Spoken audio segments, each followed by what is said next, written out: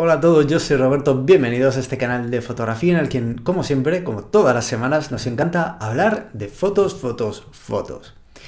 En este vídeo, en esta ocasión, quiero hacer una pequeña reflexión sobre la composición, sobre cómo ordenamos y sobre en base a qué nos gusta una imagen cuando la vemos dentro de ese rectángulo que al final pues, no deja de ser la fotografía, en la que nosotros hemos capturado, pues, por ejemplo, una persona, un retrato, una escena de la vida cotidiana, una escena de acción, de deporte, por ejemplo, o cualquier otra cosa, un bodegón, por ejemplo. Todo ello, todo lo que aparece en ese rectángulo, en esa fotografía, al estar sujetos a las reglas compositivas, tiene un impacto visual. Cuando nosotros vemos una fotografía que realmente nos llama la atención, que decimos, es muy buena esta fotografía, nos gusta mucho, generalmente suele ser porque nos ha llamado la atención o el autor ha conseguido llamarnos la atención gracias a, como digo, la buena utilización de lo que son los elementos de la base compositiva, de la sintaxis visual. ¿Qué es esto de la sintaxis visual? Bueno, se compone básicamente de 10 elementos que por separado pueden funcionar y si combinamos varios de ellos, por supuesto que también. Pero para eso, para combinarlos correctamente, ya hace falta un poquito de maestría. Yo recomendaría que estos 10 que os voy a mencionar los practiquéis individualmente cada uno de ellos. ¿Vale? Un día podéis dedicarlo a uno, una semana podéis dedicarlo a uno de ellos, el tiempo que haga falta. Hay gente que ha dedicado incluso un año a cada uno de estos elementos, así que imaginaos, y todo ello para dominarlos. El primero de ellos es el punto. El punto es un marcador visual. Puede ser, por ejemplo, en un ejemplo rápido y que lo vamos a entender todos, el sol. El sol va a funcionar como un punto que estructurará una imagen, por ejemplo, un paisaje.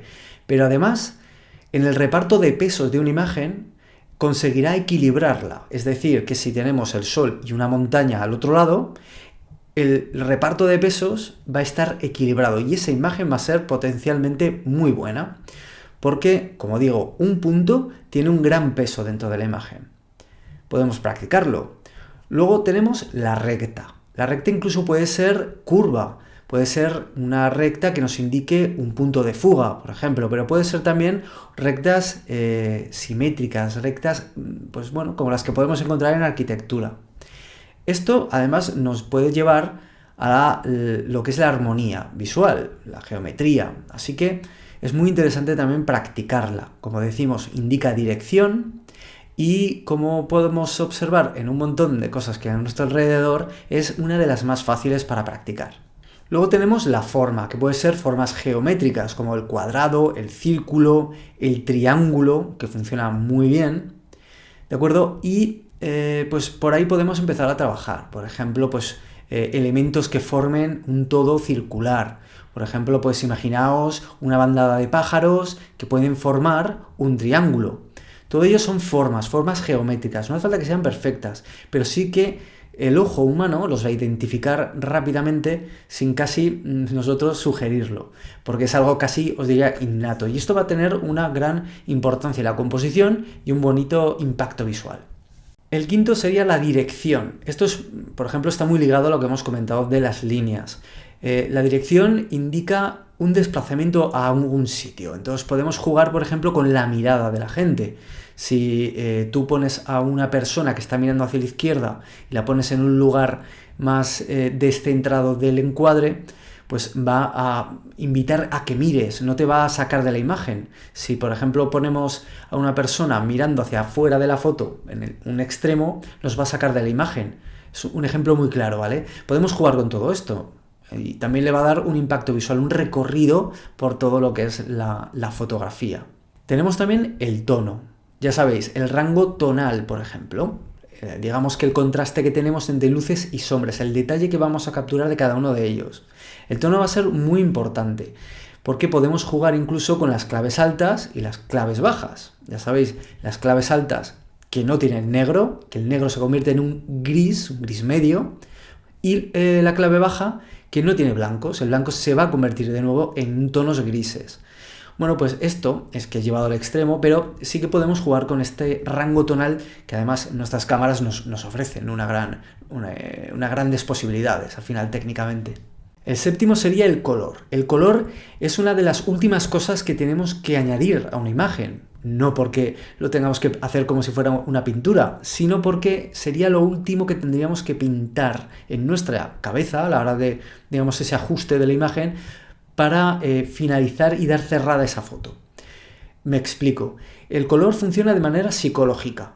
En una fotografía con un tono muy naranja, muy rojo, inconscientemente a la persona le estás transmitiendo diferentes sentimientos. Estás, por ejemplo, transmitiendo calor, le estás transmitiendo tal vez peligro.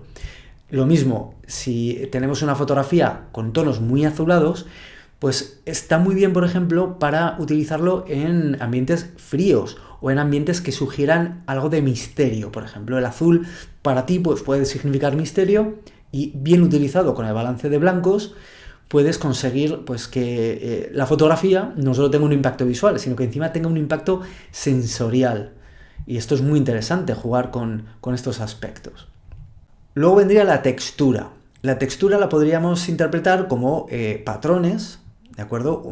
Que digamos que incitaría un ritmo, o también lo que es pues la textura, que es la forma en la que se componen las cosas. Pues imaginaos una madera, las vetas de la madera, o en una playa, pues los granos de arena.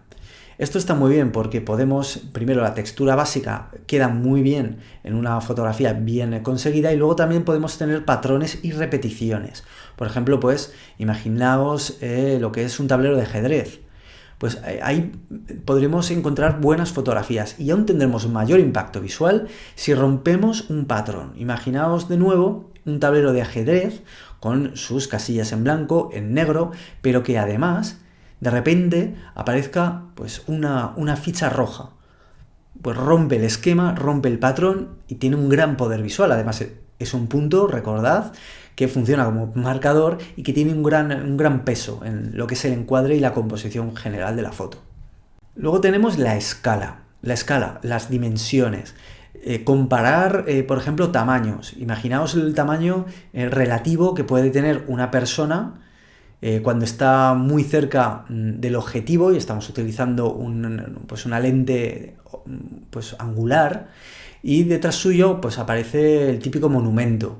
Realmente la persona es mucho más pequeña que el monumento, pero gracias al juego del angular, la distancia o la escala relativa, el tamaño relativo de la persona se iguala casi con el edificio. Podemos hacerlo de nuevo a lo contrario, podemos coger una lente tele, un teleobjetivo, que lo que conseguimos va a ser aislar y comprimir escenas, y podemos tener un gran edificio y al lado pues una persona muy chiquitita que apenas se ve, pero justamente lo perfecto para comparar lo grande que es el edificio con respecto a una persona. Cuando incluimos a una persona en una foto, lo que estamos es dándole esa escala, ¿vale? El ojo humano ya va a ver lo grande que es si ponemos una persona al lado, pues por ejemplo, como digo, un edificio o un monumento o lo que sea. La escala es, ya digo, es muy impactante y funciona muy bien en composición. Tenemos también la dimensión. La dimensión que podemos, por ejemplo, explicar muy fácilmente con el enfoque del primer plano y el desenfoque del fondo. Esto lo conseguimos con objetivos que nos van a permitir abrir mucho el diafragma, ser muy luminosos, y con ello vamos a recoger muy poco campo de enfoque. Todo lo que haya detrás quedaría desenfocado y pues conseguiríamos una dimensión, un efecto casi en 3 dimensiones, lo cual también es muy llamativo. Y esto lo vamos a conseguir, como digo, con objetivos muy luminosos. Y como bonus track, el movimiento. Jugar con el movimiento, congelado o dinámico. Ya sabéis, cuando disparamos a mucha velocidad, la cámara va a congelar el momento. Cuando disparamos con flash, va a congelar ese instante. Puede, por ejemplo, capturar a un atleta, a un ciclista, simplemente a una persona o a un objeto cayéndose. Esto va a generar ese estado de movimiento, en este caso congelado. Si lo hacemos dinámico, podemos incluso jugar con la trepidación. tener una velocidad de obturación muy baja. Y sin trípode lo que vamos a hacer es que la imagen va a ser movida, pero nosotros podemos hacerlo haciendo un ejercicio de abstracción o simplemente pues jugando, ¿no?, con esos efectos que podemos conseguir. Y también pues usando un trípode, dejándolo fijo, enfocando fijo y dejando que las personas pues pasen a su lado. Conseguiremos movimiento y nos dará mucho juego artístico en este caso para nuestras composiciones. Así que espero que estas 10 consejos más un pequeño bonus track de la sintaxis visual que nos ayudará a componer mejor y sobre todo a que nuestras fotos tengan mayor impacto visual os haya servido. Si os ha gustado el vídeo, dadle me gusta, suscribiros al canal y compartidlo. Yo me llamo Robert, nos vemos en robertomasfoto.com y en el canal de YouTube que, como digo, os invito a suscribiros para seguir hablando de fotos. Hasta luego, chao.